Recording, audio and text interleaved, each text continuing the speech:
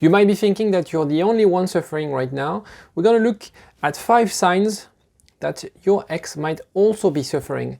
And it means that if you see those signs, there's actually a good chance that you could get back together, because if they are suffering of that situation, it means that they can picture themselves back with you, because it will bring them happiness back in their life. As usual, you can subscribe to the channel. We are a growing community and I'd love to have you part of that community. Comment if you have any question, anything you want to ask, I'll reply. And there's a quiz. I left the link in the first comment of the video. It's basically a quiz where you can see if you have any chance to get back with your ex. It takes 2 minutes, it's totally free, and you get a score telling you and giving you advice on what to do next. So the first thing is they exaggerate on social media, you know, a bit like Kim Kardashian type of post. They have a crazy life, and no one on earth had ever, you know, that fun.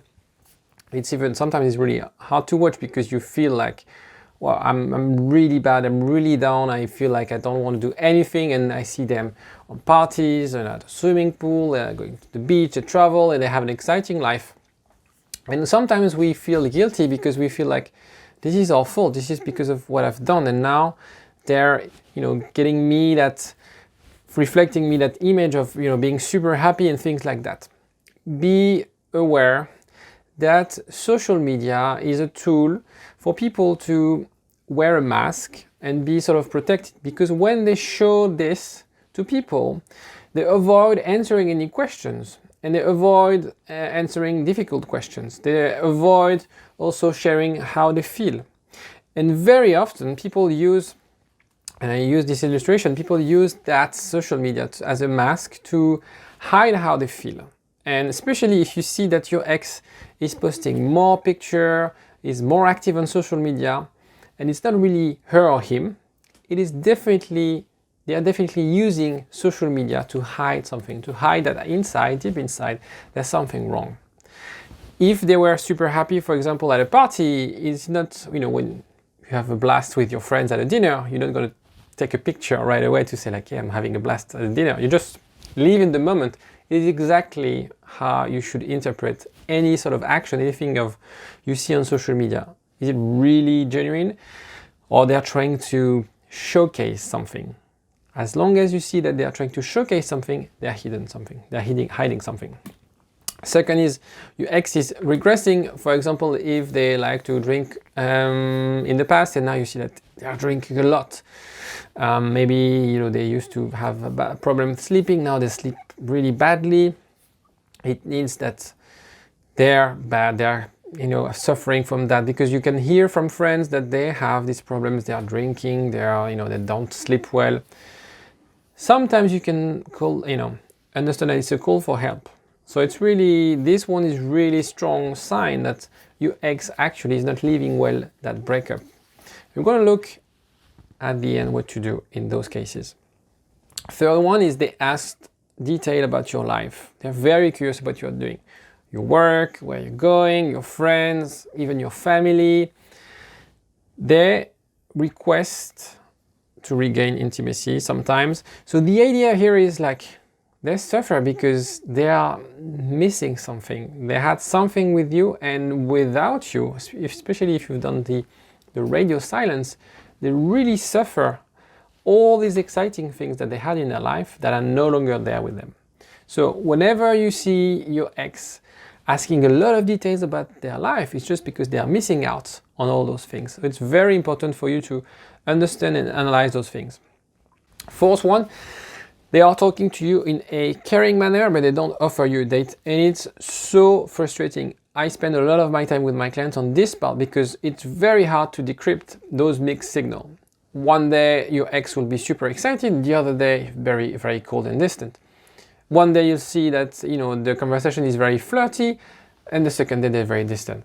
So it's super frustrating, and you're not sure anymore, and they are not sure anymore. And this is the reason they have those mixed signals. When they decided to break up with you, maybe they were 70% sure.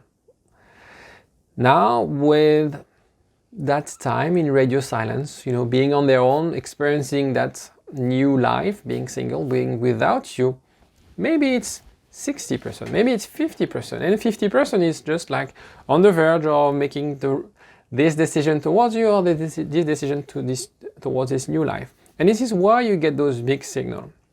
Now, the really important thing you need to remember, as soon as you play that game, whenever they say, I miss you, and you reply back, you get into that game, you kill all the attraction, because the reason they say I miss you is because you're not around. So it's very important for you to be strong and mindful of that. They want to be reassured that you can come back with a snap of a finger.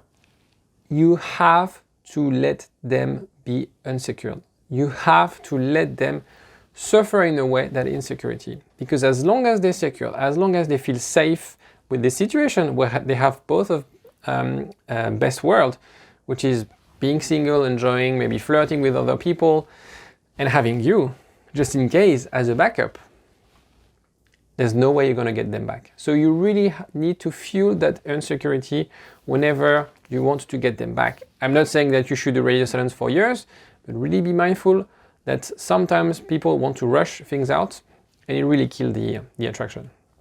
The fifth one, they behave in a silly way, like calling their friends with a shoe. They go from laughing to be serious. They talk about unusual topic. They're a bit awkward, basically. And when someone is awkward, it's because they don't feel like the situation is okay with them. And as long as you can notice those kind of weird behavior, you can understand that they are maybe trying to get your attention, like someone trying to call with his shoe, trying to be funny, but it's actually awkward, all these kind of things. It's because there's something they're hiding, there's something that makes them suffer right now, hence their weird behavior. And you know them very well because you've been with them for a long time, you know lots of their secrets, so you know when your ex is behaving in the wrong or in a silly way. Fifth one, again, it's very common, they appear and disappear for no reason. So again, it's an internal battle in their head, in their mind, in their heart. They feel that sense of loss, but they can't really get back. And this is really frustrating for you, and I know most of my clients are in that stage where the ex, again, are sending them mixed signal. The thing is, by going back to you, it feels safe, it feels comforting, it's their no place, it's their happy place. But then the attraction will disappear as soon as they get to that neutral or happy place, because they escape that place. So again, you have to be really careful, and again, sometimes you need to get some help to figure out what the right things to do. It's very delicate type of work, because if you're too keen, you're losing the attraction. If you're too distant, you're losing your ex. So yeah, have a chat with me. I left a link as well if you want to have a chat. It's totally free. I have 15-minute slot. I have a chat with 4 and 5 people per day, just to help them out, maybe get them that little tip, that little help to get them starting, or to get them making the right decision to get back with the ex. Have a look. Be more than happy to have a chat, because it's really nice to shoot video, but it's nicer to speak with you face to face. So this disappear and appear, they leave, they come back, they sort of this going back and forth. You have to let them experience the FOMO, the fear of missing out, on your life. There's also, you can tap into the fear of abandonment, the fear of losing that option. As soon as you create that insecurity, that fear within them, then it is stronger. You're in a stronger position to get them back. And I think, it will become more and more regular. You're always available, and I understand that. So be really, really careful to be that available person, the one on the hook that they can pick from whenever they want. Be really, really mindful. So the key takeaways, most cases, your ex suffer after a breakup. They cared for you, they loved you. Even if they took the decision, it's really, really hard. And they really have, I guess, a really hard time right now. However, their behavior, what they see, what they show to the world, is driven by their ego. They don't want to show that they made a mistake. They don't want to show that they are suffering. Hence, they have this mask that we talked about on social media, for example. And yeah, so they're wearing mask, you're suffering, and you know what's going on inside you.